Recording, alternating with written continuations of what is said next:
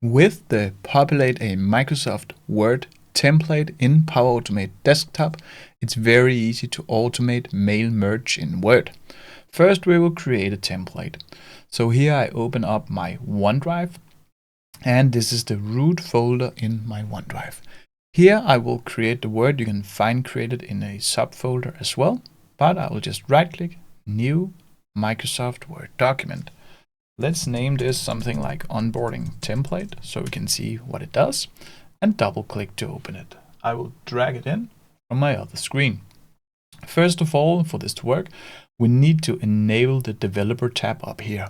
In case you miss it like me, then you just go to File, you go to Options, then you go to Customize Ribbon. Over here in Main tabs, scroll down and enable the developer tab. Click OK, and now you will see it up here. Then we will create a template. Let's make this an onboarding document. So this could be welcome to, let's call the company Jensen org. This is my company, by the way. And then let's have a name. I recommend you make some signs like 2 curly brackets, say name, and 2 curly brackets end, so we can see that this is actually a placeholder. Then what you do here is to mark this placeholder. Don't mark the dot, but just the 2 curly brackets name and the 2 curly brackets. Go to developer and pick this one here, plain text content control, and that's it. Now this is a placeholder. Then let's have a space and then say here's the information to start in the, and let's have another placeholder that could be position, like this, role. And yes, this could be a long document. You can easily do that yourself. Let's just have it like blah blah. That's it, that's our document. So we can make it longer and with more placeholders. We'll also need to take this position here.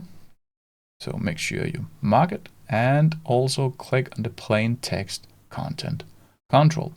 Now the template is done. We have AutoSave on. I can just close it and we will use it in Power Automate Desktop.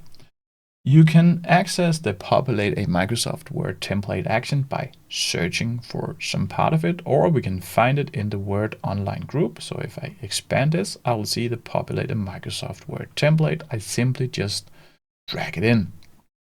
Here, if this is your first time, you need to create a connection. That's straightforward. Let me maximize this a bit. The location, I placed mine in my OneDrive. You could also have chosen SharePoint or a group. So I'll choose OneDrive for Business. The document library, that will be documents, or in Danish, dokumenter. And then I will pick the file. Here I could have placed it in a subfolder. I placed mine in the root so I can find it down here, onboarding template. Then the dynamic placeholders will load. We have 2 of them. We have name and position. So here I will just hard code in a value, but you could use dynamic values, for example, an Excel iteration. And then let's say that Anders is onboarded as an RPA teacher. By the way, please like this video if you enjoyed it. That will help my channel a lot. Thank you. Then in advanced, we can set a timeout for the entire process. That is the retrieval of the template and the populate. We will not do that. And here in the variables produced, the variables is getting created is called create file item response. That is, by the way, binary data. So I can click save here and I can click run.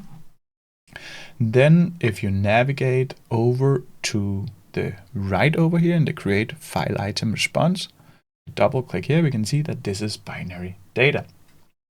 Here we can see that this is a byte array with 18,885 bytes, indicating the size of the binary content generated. This is not plain text, but binary data that represents a Word file.